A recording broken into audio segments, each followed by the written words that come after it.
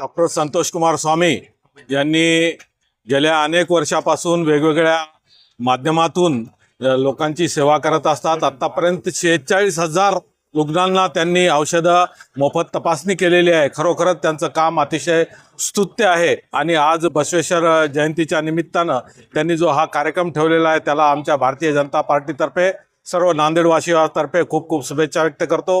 त्यांनी अशीच सेवा दिवसेंदिवस त्यांच्या हातून घडत राहावं अशी बसवेश्वर त्यांनी प्रार्थना करतो। जगज्योती महात्मा बसवेश्वर जयंती निमित्त सर्वांना मी शुभेच्छा देते। आज आमचे जगज्योती ज्यांनी आम्हाला लिंगायत धर्म शिकवला, ज्यांनी लिंगायत धर्माची सुरुवात केली, त्या जगज्योतीचा आज हे जन्मदिवस आहे आणि दरवर्षी म्हणजे हे आज आमचे 12वे वर्ष आहे। भारतीय जनता पार्टीच्या वतीनं हा खूप मोठा कार्यक्रम आयोजन होते। आज हे 12वे वर्ष असल्यामुळं आज या ठिकाणी माननीय आमचे खासदार अजित गुंचडे साहेब आले होते।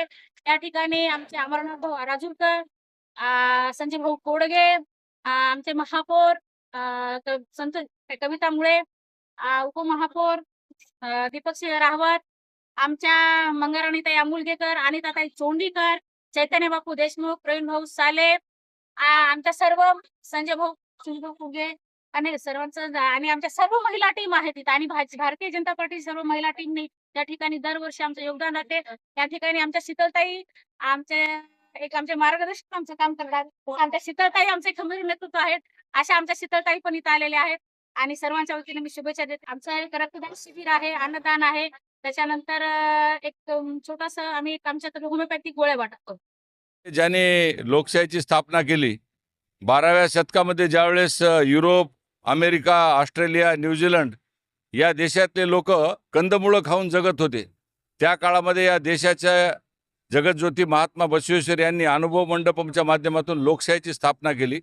स्त्री आणि पुरुष समानता आणि जातीभेद सगळे मिटून, सगळ्या पोटजाती मिटून संपूर्णपणे एकत्रितपणे या हिंदुस्थानची लोकशाही स्थापन करणाऱ्या महात्मा जगज्योती बसवेश्वर महाराजांची आज जयंती आणि त्यासोबतच परशुराम महाराजांची जयंती आम्ही सर्व भारतीय जनता पार्टीचे कार्यकर्ते नांदेड जिल्ह्यातले एकत्रित येऊन आज साजरी करीत आहोत।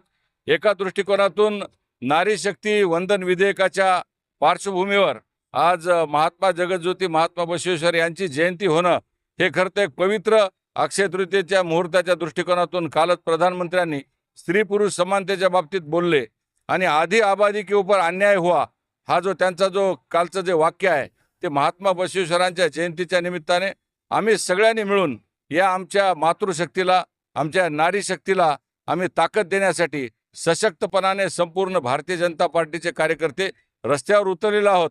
आज महात्मा बसवेश्वरांच्या जयंतीच्या निमित्ताने आम्ही पण करतो की जे नारी शक्ती वंदन विधेयक जे आहे याच्यासाठी पुन्हा एकदा कंबर कसून आम्ही कामाला लागू आणि या भारतातल्या सगळ्या नारी माता भगिनी, हमारी भाऊ बेटिया आणि सगळ्या नारी शक्तीसाठी आम्ही सगळेजण ताकद लावू, हीच महात्मा बसवेश्वरांच्या जयंतीच्या निमित्ताने आमच्या सगळ्यांची प्रार्थना आहे।